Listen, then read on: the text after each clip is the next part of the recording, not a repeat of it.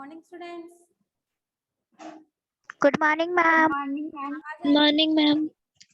Good morning ma'am. Good आवाज आ रही है? Yes ma'am. Yes ma'am. Yes ma'am. मैंने आपको कारक पढ़ा दिए थे ना? Yes ma'am. पढ़ा दिए थे ना? ठीक है, देखो यस मैम। आज हम पढ़ रहे हैं समास। क्या पढ़ेंगे? समास। आप में से कोई मुझे ये बताएगा कि समास किसे कहते हैं? समास किसे कहते हैं? गांव को। किसको? समास दो या दो से अधिक शब्दों के मेल को क्या कहते हैं? समास कहते हैं। Good morning ma'am. Good morning, good morning. देखो, दो या दो से अधिक शब्दों के मेल को समास कहते हैं, लेकिन दो वर्णों के मेल को क्या कहते हैं? दो वर्णों के मेल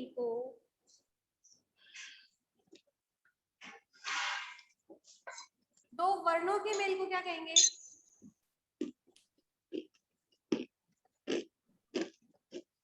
बोलो।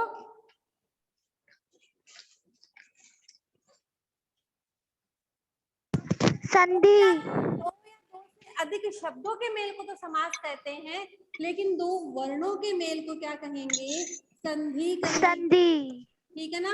वर्णों का मेल होता है, लेकिन इसमें शब्दों का मेल होता है। कैसे? जैसे लंब है,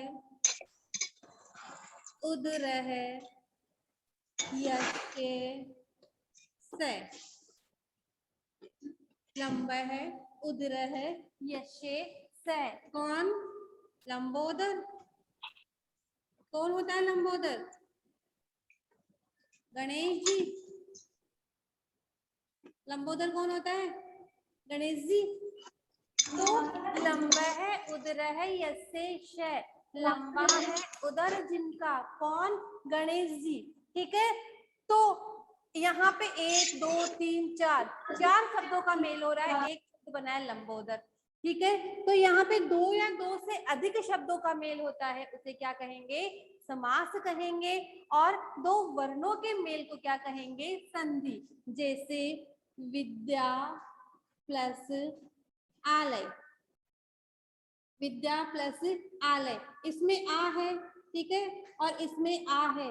दोनों आ मिलके क्या बन गए? आ बन गए। क्या बन गया? विद्यालय। ठीक है, तो यहाँ पे तो दो वर्णों का ही मेल हुआ है, लेकिन यहाँ दो या दो से अधिक शब्दों का मेल हुआ है, इसलिए यहाँ पे समास है और वर्णों के मेल को संधि कहते हैं। इतना क्लियर हो गया? यस और नो? Yes ma'am. हो गया? चलो आगे देखो। अब है समास के भेद कितने होते हैं? समास के भेद कितने होते हैं? कितने होते हैं? हाँ। दो। कितने होते हैं? बोले। कौन है? मैडम अड्डा। आदित्य। 6। समास को पद प्रधानता के आधार पर, पद प्रधानता अविनाश के आधार पर 4 भागों में बांटा गया। समास को पद प्रधानता के आधार पर कितने भागों में बांटा गया है? 4 भागों में। ठीक है, तो वो 4 भाग कौन कौन से हैं? पद प्रधान मतलब प्रथम पद प्रधान।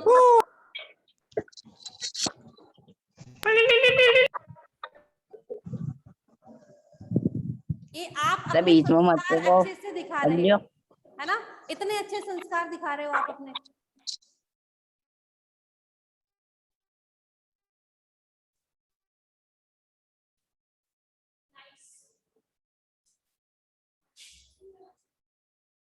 बहुत अच्छे संस्कार दिखा रहे हो भाई। वो तो हमारे में ही। हाँ दिख रहे हैं तुम्हारे।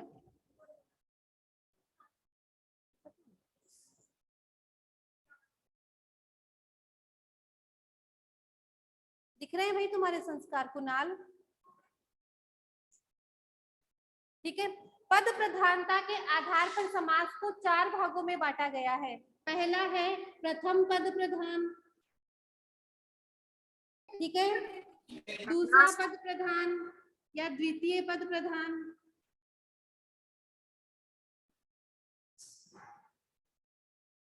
दोनों पद प्रधान,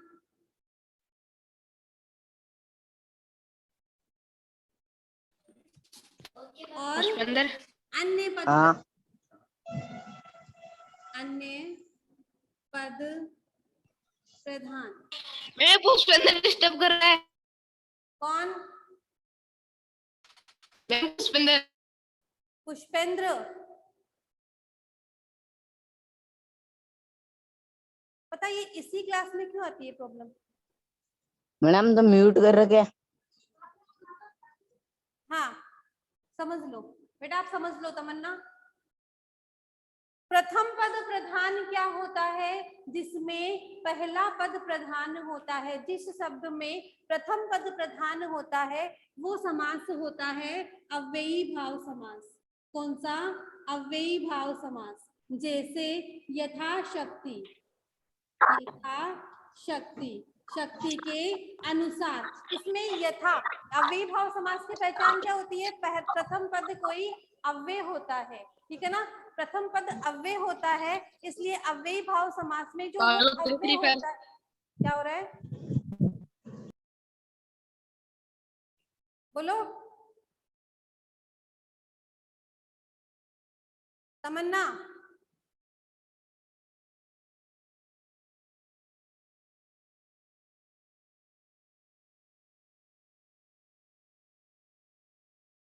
प्रथम पद अव्यय होता है और पहला पद प्रधान होता है। यथाशक्ति का मतलब होता है शक्ति के अनुसार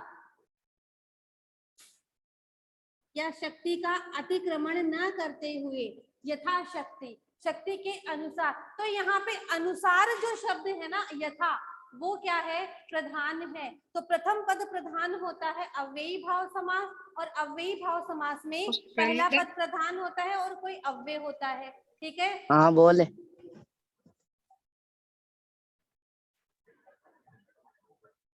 इनको सबको ही म्यूट कर दूंगी।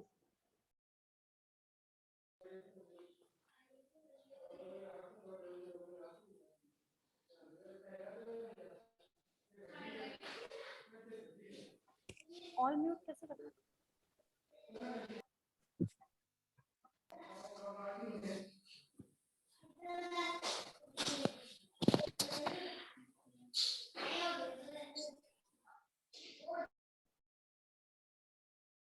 बेटा अब जिसकी भी आवाज आई ना, बिना किसी को अगर कोई प्रश्न पूछना है तो पूछोगे, मैं यहाँ से रिमूव कर दूंगी। सुन गया ना? यहाँ अब कुणाल को पूछ लेना क्या हुआ था, स्कूल में बुलाया गया था। आपकी सारी रिकॉर्डिंग हो रही है, नीचे जाएगी फिर। इतने बड़े नहीं हुए हो आप लोग अभी।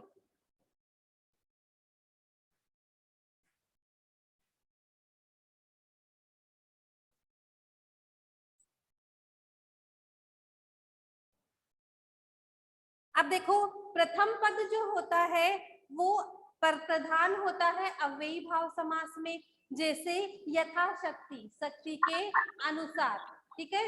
और दूसरा पद प्रधान होता है तत्पुरुष समास।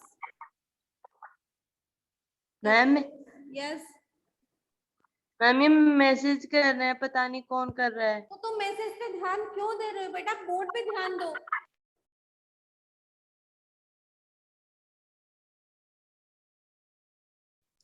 बार बार कर रहे हैं मैम ये। मुखर्जी सबको कॉल करो। दूसरा पद प्रधान होता है तत्पुरुष समास, ठीक है।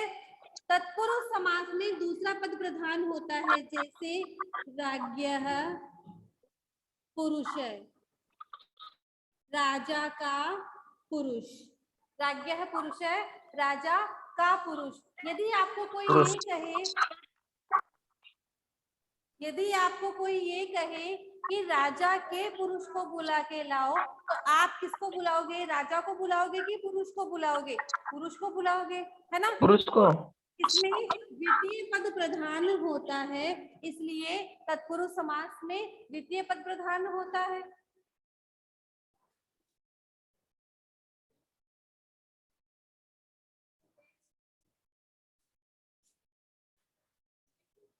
ठीक है, और दोनों पद प्रधान समास होता है द्वंद्व समास। कौन सा? द्वंद्व। जैसे माता पितरौ, इसका विच्छेद हम करेंगे तो माता च पिता च। तो इसमें कोई एक पद प्रधान ना होकर इसमें दोनों पद प्रधान होंगे, तो माता और पिता दोनों प्रधान है, इसलिए जो द्वंद्व समास है उसमें दोनों पद प्रधान होते हैं। ठीक है, तत्पुरुष समास में दूसरा पद प्रधान होता है और अव्ययी भाव समास में प्रथम पद प्रधान होता है। ठीक है, और अन्य पद प्रधान कौन सा होता है? बहुव्रीहि समास। कौन सा? बहुव्रीहि समास। जैसे अभी हमने देखा था लंबोदर, लंबा है उदर जिसका, लंबा है उदर है यस्य शय। कौन? गणेश जी। अन्य अर्थ निकल रहा है। ठीक है, तो जो अन्य पद प्रधान है वह कौन सा है? बहुव्रीहि समास। एक बार दोबारा देखो, पद प्रधानता के आधार पर समास को 4 भागों में बांटा गया है। पहला पद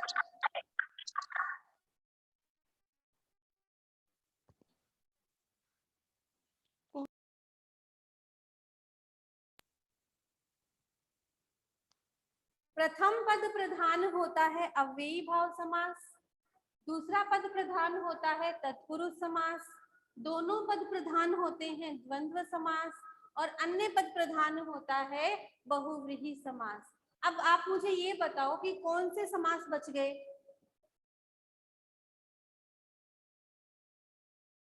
इनमें से कौन से समास बच गए जो मैंने नहीं लिखे हैं? ऐसे तो बहुत बोलते हो। इनमें से मैंने 4 समास लिखे हैं, आप कहते हो समास 6 होते हैं, तो कौन से 2 समास है जो मैंने नहीं लिखे हैं? सही है, कर्मधारय समास और द्विगु समास मैंने इसमें नहीं लिखा है। कर्मधारय समास और द्विगु समास इसलिए नहीं लिखा है क्योंकि उसमें द्वितीय पद प्रधान होता है। दोनों में द्वितीय पद प्रधान होने के कारण तत्पुरुष का ही भेद उसको माना जाता है। जैसे कर्मधारय समास, पीतांबरम, पीले हैं जो वस्त्र, पीतम अंबरम, पीतम च तत् अंबरम, पीले हैं जो वस्त्र। अब ये बताओ, पीले वस्त्र में पीला प्रधान है कि वस्त्र प्रधान है? पीला। पीला। अगर वस्त्र नहीं होंगे, खाली पीले से क्या मतलब है?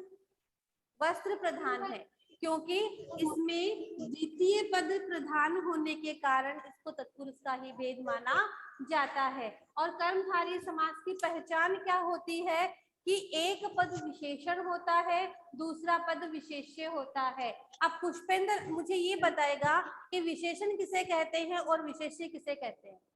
केवल पुष्पेंद्र की आवाज आनी चाहिए।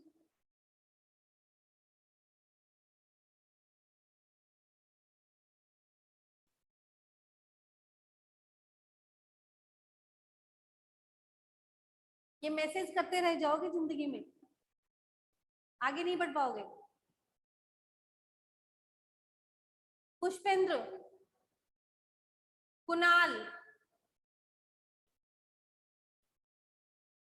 कुणाल,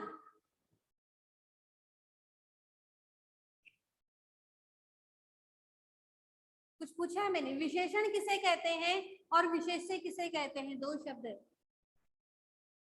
मैम जिसका नाम मैंने बोला है वो ही बताएंगे।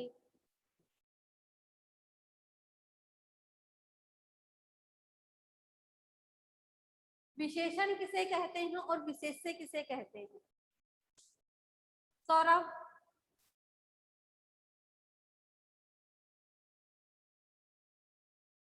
अब नहीं आएगी किसी की आवाज, है ना? विशेषण संज्ञा थर्ड क्लास से पढ़ते आ रहे हैं। संज्ञा या सर्वनाम शब्दों की विशेषता बताने वाले शब्दों को विशेषण कहते हैं, और जिसकी विशेषता बताई जाती है उसे विशेष्य कहते हैं। जैसे काला सांप, काला सांप, तो सांप क्या है इसमें? विशेष्य। विशेष्य। उसकी विशेषता क्या है? कि वो काला है, तो काला क्या हो गया इसमें? विशेषण। काला क्या हो गया?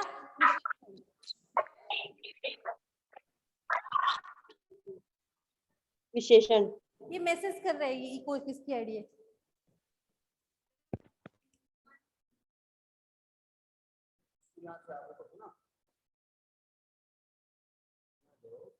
और होस्ट कर दिया करो, यहाँ सुनने से करके होस्ट देख सकते हो ना। और यहाँ पार्टिसिपेट में जाओ, डाल के जाओ। कौन सा बच्चा आप बताओ, कुछ नहीं बोलेगा वो। कौन सी क्लास है आपकी? ये 8th क्लास है। 8th कौन सा बच्चा है ये आईडी पता नहीं अजीब सी है उसकी आईडी, नाम से नहीं है। ये? एक तो हाँ ये हाँ। यहाँ जाओ, रिमूव। ये हमेशा के लिए रिमूव हो जाएगा, फिर पढ़ नहीं पाएगा। तो नहीं पढ़े कोई दिक्कत नहीं ना, ऐसे बच्चे आपको बताएं। और बोलो, और कौन सा है? देखो नए बच्चे जुड़े हैं आज, कितने बच्चे नहीं आते हैं इसमें तो, दोनों हिंदी मीडियम इंग्लिश मीडियम दोनों है। ठीक है, नई आईडी है कोई बच्चा?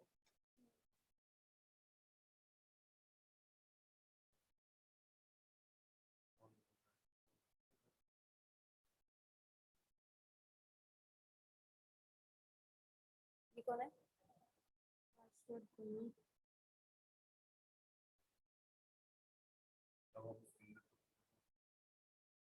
पुष्पेंद्र है ना, 8th क्लास में है। है क्या? हाँ। कहाँ था?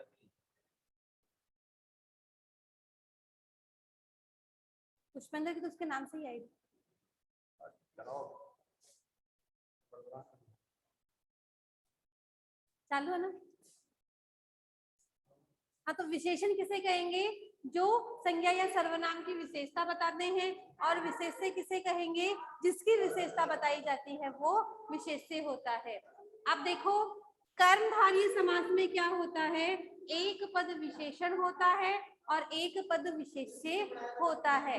जैसे हमने पीताम्बर देखा, पीताम्बर में पीले वस्त्र, ठीक है, पीले वस्त्र, तो वस्त्र की विशेषता क्या है? कि वो कैसे हैं?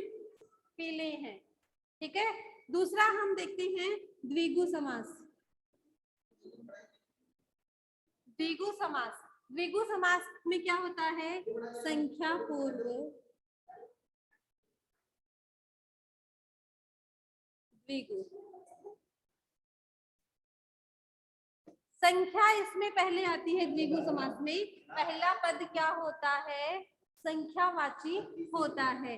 जैसे पंचवटी, इसका विग्रह क्या होगा?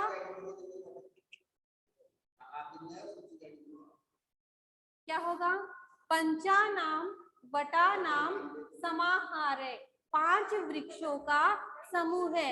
जैसे एक और देखो, पंचपात्रम,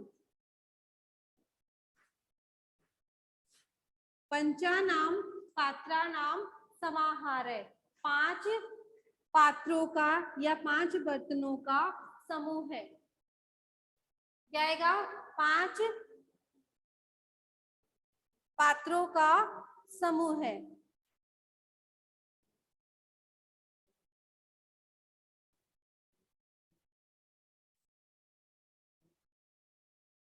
समझ में आ गया इतना? दोबारा देखो, समास कहते किसे हैं? दो या दो से अधिक शब्दों के मेल से बने शब्द को समास कहते हैं। ठीक है, समास को पद प्रधानता के आधार पर 4 भागों में बांटा गया है। प्रथम पद प्रधान होता है अव्ययी भाव समास, द्वितीय पद प्रधान होता है तत्पुरुष समास, और दोनों पद प्रधान होते हैं द्वंद्व समास, अन्य पद प्रधान होते हैं बहुव्रीहि समास। प्रथम पद प्रधान अव्ययी भाव समास कैसे? जैसे यथाशक्ति। यथा अव्यय, अव्यय का मतलब क्या होता है? अव्यय, न वयति इति अव्ययम, जो कभी भी किसी भी पुरुष वचन विभक्ति में परिवर्तित ना हो, जिसमें कोई परिवर्तन ना हो, वो क्या कहलाता है? अव्यय। अब जैसे यथा शब्द है, ये एक अव्यय शब्द है। ठीक है, तो यथा अव्यय क्यों है? क्योंकि ये स्त्रीलिंग, पुल्लिंग, सातों विभक्ति, तीनों वचन किसी में भी परिवर्तित नहीं होता है, इसलिए जो यथा क्या है? वो अव्यय है। ठीक है, शक्ति के अनुसार, यथा शक्ति, शक्ति के अनुसार। अब इसमें प्रथम पद क्या है? अव्यय शब्द है, इसलिए ये अव्ययी भाव समास हो गया। ठीक है, और अव्यय होने के कारण इसमें प्रथम पद क्या है? प्रधान है। ठीक है, दूसरा पद प्रधान होता है तत्पुरुष समास। दूसरा पद प्रधान क्या होगा? तत्पुरुष समास। ठीक है, तत्पुरुष समास जैसे राज्ञः पुरुष है, राजा का पुरुष। देखो, तत्पुरुष समास में द्वितीया से लेकर सप्तमी तक सारी विभक्तियां होंगी। ठीक है, जैसे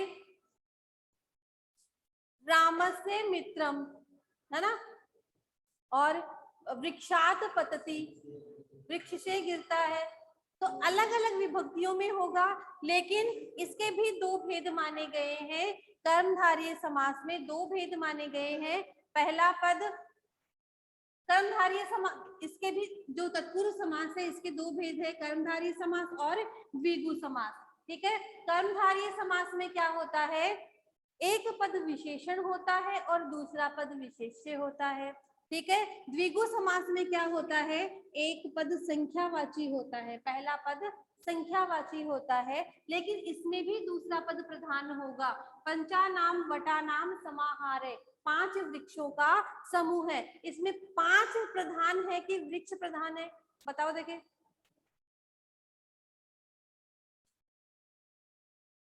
पांच वृक्षों का समूह है, इसमें 5 प्रधान होगा कि वृक्ष प्रधान होगा? वृक्ष प्रधान होगा। क्यों? क्योंकि 5 का तो खाली 5 का क्या अस्तित्व होगा? वृक्ष तो है, वो प्रधान है, इसलिए इसको भी तत्पुरुष समास का ही भेद माना जाता है। और फिर हमने देखा द्वंद्व समास। तो द्वंद्व समास में दोनों पद प्रधान होते हैं, जैसे माता पितरौ, माता च पिता च, माता और पिता। इसको हम पितरौ भी लिख सकते हैं, अगर इसका भी विग्रह करेंगे तो भी वही बनेगा, माता च पिता च। ठीक है, दूसरा है अन्य पद प्रधान। ना तो प्रथम पद प्रधान होता है, ना द्वितीय पद प्रधान होता है, अन्य ही पद प्रधान होने के कारण इसमें कौन सा समास होगा? कौन सा समास होगा? द्वंद्व क्या? बहुव्रीहि समास होगा। जैसे लंबोदर है, लंबा है उदर जिसका, लंबा है पेट जिसका, कौन? गणेश जी। ठीक है, तो अन्य अर्थ निकल रहा है, ना तो लंबा प्रधान है ना उदर प्रधान है, दूसरा अर्थ निकल रहा है, इसलिए इसमें बहुव्रीहि समास माना जाएगा। अब बोलो, इतना समझ में आ गया क्या? यस और नो?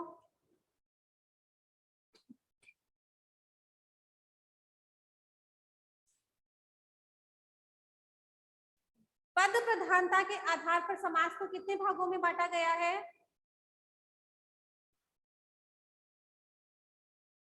सर ने म्यूट कर दिया, देखिए म्यूट कर दिया, दिखता है नहीं आ रही। चलो दोबारा मैं रिवीजन करवा देती हूँ कि पद प्रधानता के आधार पर समास में 4 भेद होते हैं। प्रथम पद प्रधान, द्वितीय पद प्रधान, दोनों पद प्रधान और अन्य पद प्रधान। प्रथम पद प्रधान समास अव्ययी भाव समास होता है, द्वितीय पद प्रधान समास तत्पुरुष समास होता है, दोनों पद प्रधान समास द्वंद्व समास होता है, और अन्य पद प्रधान समास बहुव्रीहि समास होता है। ठीक है, अव्ययी भाव समास में पहला पद अव्यय होता है, तत्पुरुष समास में पहला पद कोई भी विभक्ति होती है, विभक्तियां होंगी इसमें सारी, जैसे राज्ञः पुरुष है, आपको कोई कहे कि राजा के पुरुष को बुलाओ, तो आप राजा को बुलाओगे कि पुरुष को बुलाओगे? किसको बुलाओगे? पुरुष को बुलाओगे। तो यहाँ पे पुरुष क्या है? द्वितीय पद प्रधान समास है। द्वितीय पद प्रधान समास है, इसलिए इसमें भी कौन सी आएगी? द्वितीय पद प्रधान समास है। और कर्मधारय समास और द्विगु समास में भी द्वितीय पद प्रधान होता है, इसलिए भी इसको अलग नहीं माना जाता है। द्वंद्व समास में दोनों पद प्रधान होते हैं, माता च पिता च, ठीक है। अन्य पद प्रधान होता है बहुव्रीहि समास, इसमें दोनों ही पद प्रधान ना होकर कोई अन्य ही पद प्रधान होता है। कल हम पढ़ेंगे ये जो प्रथम पद प्रधान है अव्ययी भाव समास, इसको डिटेल से पढ़ेंगे एक एक को, ठीक है ना। ये इतना समझ में आ गया? आवाज तो आपकी आएगी ना।